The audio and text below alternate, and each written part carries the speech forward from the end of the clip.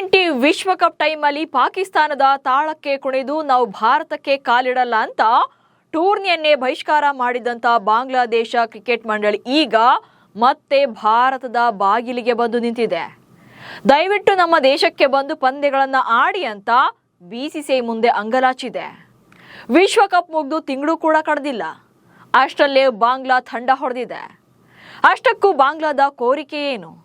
BCCI ಪ್ರಧಾನಿ ಮೋದಿ ಕಡೆ ಬೊಟ್ಟು ಮಾಡಿದ್ದೇಕೆ? ಈ ಬಗ್ಗೆ ಹೇಳ್ತೇನೆ. ನಾನು ಶಾಂತ.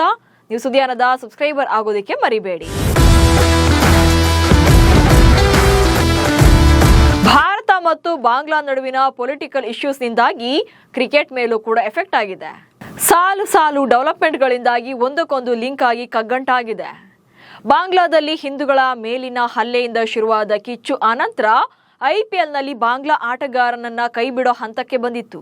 ಆನಂತರ ಬಾಂಗ್ಲಾದೇಶ ಭಾರತದಲ್ಲಿ ನಡೀತಾ ಇದ್ದಂತ T20 ವಿಶ್ವಕಪ್ನಲ್ಲಿ ಆಡಲ್ಲ ಅಂತ ಹಿಂದೆ ಸರಿದಿತ್ತು. ಸೊ ಭಾರತ ಇದ್ಯಾವುದಕ್ಕೂ ಕೇರ್ ಮಾಡದೆ ICC ಟೂರ್ನಿಯಲ್ಲಿ ಚಾಂಪಿಯನ್ ಪಟ್ಟಕ್ಕೇರಿತು. ಆದರೆ ಓವರ್ ಆಕ್ಟಿಂಗ್ ಮಾಡಿ ಬಾಂಗ್ಲಾ ಸರಿಯಾಗಿ ಹೊಡೆತ ತಿಂದು ಈಗ ಮತ್ತೆ BCCIನ ಮುಂದೆ ಬಂದು ನಿಂತಿದೆ.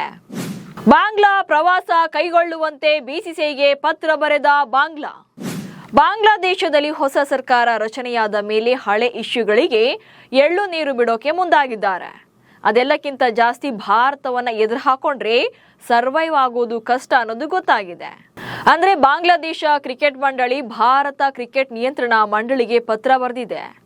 ಭಾರತೀಯ ತಂಡ ಬಾಂಗ್ಲಾದೇಶ ಪ್ರವಾಸವನ್ನ ಕೈಗೊಳ್ಳುವಂತೆ ಮನವಿ ಮಾಡಿದೆ. BCCI ಮತ್ತು BCB ನಡುವಿನ ಹಿಂದಿನ ಜರ್ನಿಯನ್ನು ಉಲ್ಲೇಖ ಮಾಡಿ ಅದೇ ದಾರಿಯಲ್ಲಿ ನಡಿಬೇಕು ಅಂತ ಕೇಳ್ಕೊಂಡಿದೆ. ನಮ್ಮ ಪತ್ರದಲ್ಲಿ ಭಾರತೀಯ ತಂಡದ ಬಾಂಗ್ಲಾದೇಶ ಪ್ರವಾಸದ ಬಗ್ಗೆ ವಿನಂತಿಸಿಕೊಂಡಿದೆ. ಕಳೆದ ವರ್ಷ ಟೀಂ ಇಂಡಿಯಾ ಬಾಂಗ್ಲಾದೇಶದಲ್ಲಿ 3 ಏಕದಿನ ಪಂದ್ಯಗಳ ಸರಣಿ ಹಾಗೆ 3 T20 ಪಂದ್ಯಗಳ ಸರಣಿಯನ್ನ ಆಡಬೇಕಿತ್ತು. ಆದರೆ BCCI ಬ್ಯುಸಿ ಶೆಡ್ಯೂಲ್ನಿಂದಾಗಿ ಈ ವರ್ಷದ ಸೆಪ್ಟೆಂಬರ್ಗೆ ಪೋಸ್ಟ್ಪೋನ್ ಮಾಡಿತ್ತು. ಈಗಿನ ಸಿಚುಯೇಷನ್ ನೋಡ್ತಾ ಇದ್ರೆ ಸರಣಿ ನಡೆಯೋದೇ ಇಲ್ಲ ಅನ್ನೋಂಥ ಡೌಟ್ನಲ್ಲಿ ಇದೆ. ಇದೇ ಕಾರಣಕ್ಕೆ ಪತ್ರ ಬರೆದಿದೆ ಬಾಂಗ್ಲಾ. ಜೊತೆಗೆ ಮುಂದಿನ ವರ್ಷದ ಟೂರ್ನಿ ಕೂಡ ಕಾರಣ. ಏಷ್ಯಾ ಕಪ್ನಲ್ಲಿ ಭಾರತ ಬಾಂಗ್ಲಾಗೆ ಬರಲ್ಲ ಅನ್ನೋ ಭಯ ಕಾಡ್ತಿದ್ಯಾ? ಅಷ್ಟಕ್ಕೂ ಇಲ್ಲಿ ಬಾಂಗ್ಲಾದೇಶ ಹೊಸ ನೌಟಂಕಿ ಆಟವನ್ನು ಆಡೋಕೆ ಕಾರಣ ಮುಂದಿನ ವರ್ಷ ನಡೆಯಲಿರುವಂತ ಏಷ್ಯಾ ಕಪ್ ಆಯೋಜನೆಯ ಹಕ್ಕು. ಈ ಹಕ್ಕು ಬಾಂಗ್ಲಾದೇಶಕ್ಕೆ ಸಿಕ್ಕಿದೆ. ಬಾಂಗ್ಲಾದೇಶ ಈ ಅವಕಾಶವನ್ನು ಮಿಸ್ ಮಾಡಿಕೊಳ್ಳೋಕೆ ರೆಡಿ ಇಲ್ಲ. ಟೀಂ ಇಂಡಿಯಾ ಬಾಂಗ್ಲಾದೇಶದಲ್ಲಿ ಆಡಲ್ಲ ಅಂತೇಳಿ ನಿರಾಕರಣೆ ಮಾಡಿದ್ರೆ ಭಾರತದ ಪಂದ್ಯಗಳನ್ನ ಶ್ರೀಲಂಕಾದಲ್ಲಿ ಆಡಿಸಬೇಕಾಗುತ್ತೆ.